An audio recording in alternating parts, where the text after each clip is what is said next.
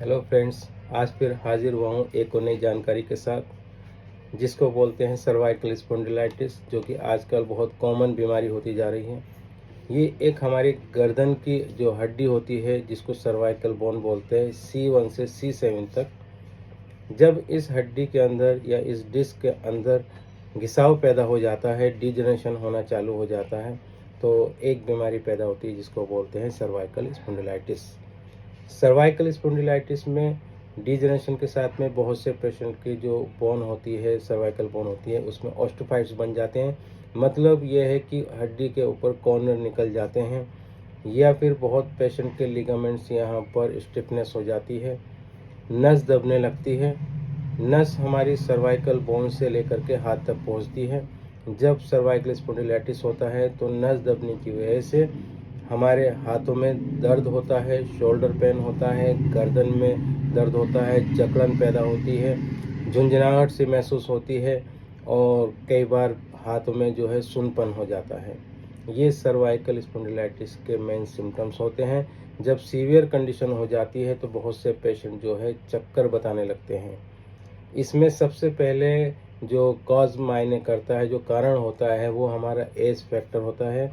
जब एज बढ़ने लगती है, 50 साल 60 साल की उम्र होने लगती है, तो ज़्यादातर लोगों को सर्वाइकल स्पॉन्डिलाइटिस होने के चांसेस होते हैं। सेकंड, हमारा लाइफस्टाइल। आज के दौर में मोबाइल बहुत इस्तेमाल करते हैं, गर्दन झुका करके मोबाइल को घंटों तक देखते हैं, तो ऐसी कंडीशन में भी हमारे सर्वाइकल स्पॉन्डिलाइटिस होने का चांसेस होता है। इसके अलावा मैं आपको बता दूं कि बहुत से ऑफिस में पूरा दिन बैठ कर के काम करते रहते हैं। इसके अलावा एक और बात बता दूं कि यहाँ पर बहुत सारी इंजरी हो जाती है, चोट लग जाती है, तब भी सर्वाइकल स्पॉन्डिलाइटिस होने के चांसेस होते हैं।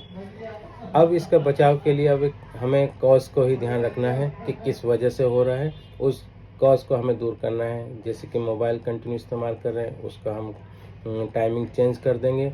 गर्दन को लगातार झुका करके नहीं बैठेंगे, पूरा दिन एक पोस्चर पर नहीं बैठना है आपको। कॉलर बेल्ट आती है, आप कॉलर बेल्ट का इस्तेमाल कर सकते हैं, हीट थेरेपी कर सकते हैं आप। इसके अलावा आपको कुछ एक्सरसाइज पे ध्यान रखना है। जैसे शॉर्ट में तो एक्सरसाइज बताता हूँ। पहली कि आप स्ट्रेट बैठ करके गर्दन को स्ट्रेट रख करके अपनी चिन को नीचे की तरफ, छाती की तरफ को आपको जो है झुकाव देना है, डबल चिन बनाना है। सेकंड बताता हूँ आपको कि आपके ईयर को शोल्डर की तरफ खींचना इस तरीके से और इस तरीके से, ऐसे 2-2 3-3 सेकंड के लिए। और ये जो है मेन एक्सरसाइज है।